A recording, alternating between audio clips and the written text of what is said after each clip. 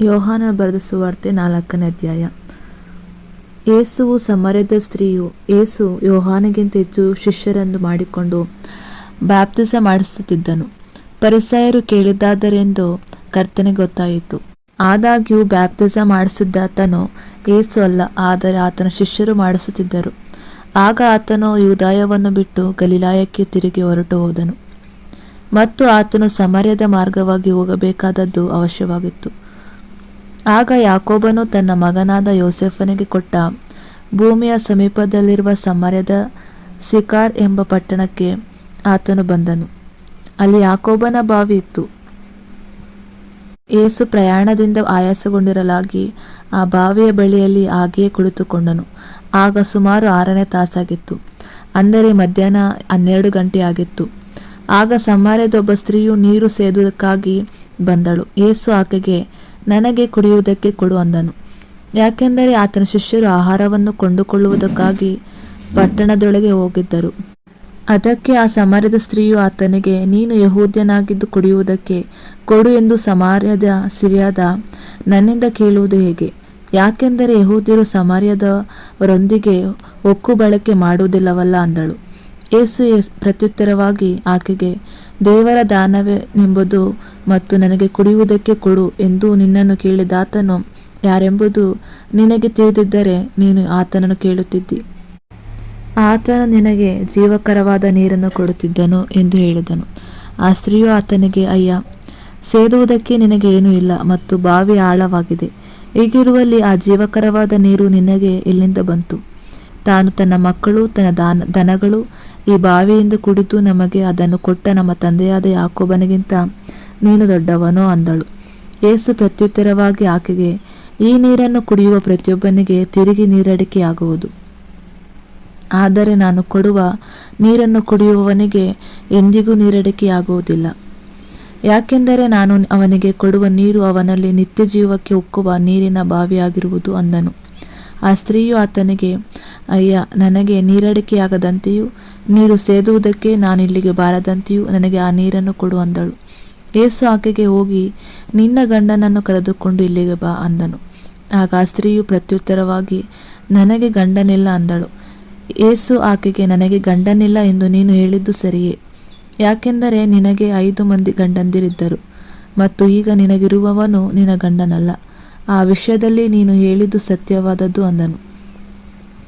ಆಗ ಆ ಸ್ತ್ರೀಯು ಆತನಿಗೆ, ಅಯ್ಯ, ನೀನು ಒಬ್ಬ ಪ್ರವಾದಿ ಎಂದು ನಾನು ಗ್ರಹಿಸುತ್ತೇನೆ. ನಮ್ಮ ಪಿತೃಗಳು ಈ ಬೆಟ್ಟದಲ್ಲಿ ಆರಾಧಿಸಿದರು, ಆದರೆ ಜನರು ಆರಾಧಿಸತಕ್ಕ ಸ್ಥಳವು ಯೆರೂಸಲೇಮಿನಲ್ಲಿಯೇ ಎಂದು ನೀವು ಅನ್ನುತ್ತೀರಿ ಅಂದಳು.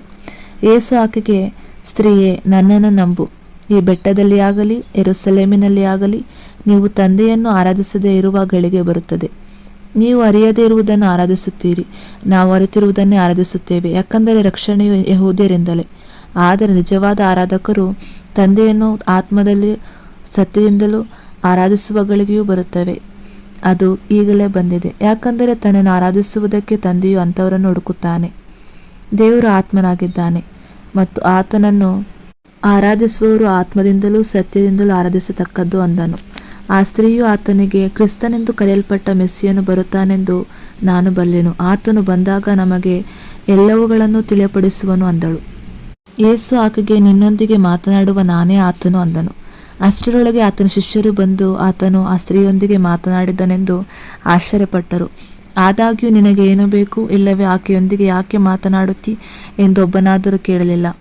ಆಗ ಆ ಸ್ತ್ರೀಯು ತನ್ನ ನೀರಿನ ಕೊಡವನ್ನು ಬಿಟ್ಟು ಪಟ್ಟಣದೊಳಗೆ ಹೊರಟು ಹೋಗಿ ಜನರಿಗೆ, ಬನ್ನಿರಿ, ನಾನು ಮಾಡಿದವುಗಳನ್ನೆಲ್ಲ ನನಗೆ ತಿಳಿಸಿದ ಮನುಷ್ಯನ ನೋಡಿರಿ, ಈತನು ಆ ಕ್ರಿಸ್ತನಲ್ಲವೇ ಅಂದಳು.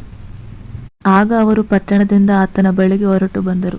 ಆ ಸಮಯದಲ್ಲಿ ಆತನ ಶಿಷ್ಯರು ಆತನಿಗೆ, ಬೋಧಕನೇ, ಊಟ ಮಾಡು ಎಂದು ಬೇಡಿಕೊಂಡರು. ಆದರೆ ಆತನು ಅವರಿಗೆ, ನಿಮಗೆ ತಿಳಿಯದಿರುವ ಆಹಾರವು ನನಗೆ ಊಟಕ್ಕೆ ಇದೆ ಅಂದನು.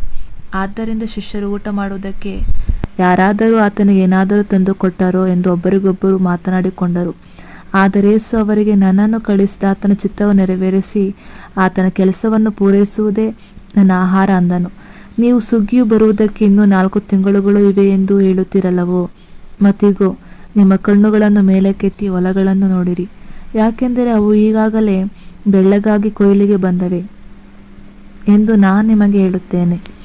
ಕೊಯ್ಯುವವನು ಕೂಲಿಯನ್ನು ಹೊಂದಿ ನಿತ್ಯ ಜೀವಕ್ಕಾಗಿ ಫಲವನ್ನು ಕೂಡಿಸಿಕೊಳ್ಳುತ್ತಾನೆ. ಹೀಗೆ ಬಿತ್ತುವವನು ಕೊಯ್ಯುವವನು ಒಟ್ಟಾಗಿ ಸಂತೋಷಿಸುವರು, ಮತ್ತು ಬಿತ್ತುವವನೊಬ್ಬನು ಕೊಯ್ಯುವವನು ಮತ್ತೊಬ್ಬನು ಎಂದು ಹೇಳುವ ಮಾತು ಇದರಲ್ಲಿ ಸತ್ಯವಾಗಿದೆ. ನೀವು ಕಷ್ಟಪಡದಂಥ ಬೆಳೆಯನ್ನು ಕೊಯ್ಯುವುದಕ್ಕೆ ನಾನು ನಿಮ್ಮನ್ನು ಕಳುಹಿಸಿದೆನು. ಬೇರೊಬ್ಬರು ಕಷ್ಟಪಟ್ಟರು ಮತ್ತು ನೀವು ಅವರ ಕಷ್ಟದಲ್ಲಿ ಸೇರಿಕೊಂಡಿದ್ದೀರಿ ಅಂದನು. ಆಗ ನಾನು ಮಾಡಿದೆಲ್ಲವನ್ನು ನನಗೆ ತಿಳಿಸಿದನೆಂದು ಸಾಕ್ಷಿ ಕೊಟ್ಟ ಆ ಸ್ತ್ರೀಯ ಮಾತಿಗೋಸ್ಕರ ಆ ಪಟ್ಟಣದ ಅನೇಕ ಸಮರ್ಯದವರು ಆತನ ಮೇಲೆ ನಂಬಿಕೆ ಇಟ್ಟರು.